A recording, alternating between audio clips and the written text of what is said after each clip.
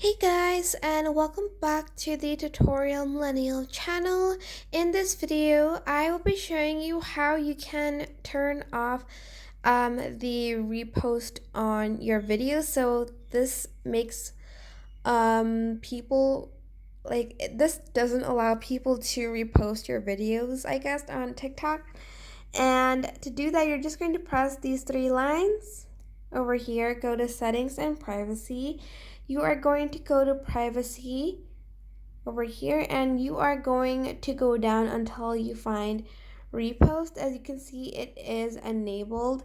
So what reposting does to your videos, it actually boosts your videos, but this is how you can turn it off if you don't want people to boost your videos. So click on it, and you're just going to turn it off. So video repost means you allow others to repost your videos.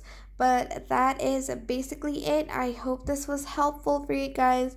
Don't forget to like, comment, share, and also subscribe to this channel if you haven't done that already.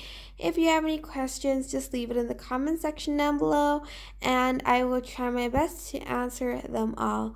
Thank you so much for watching. Bye!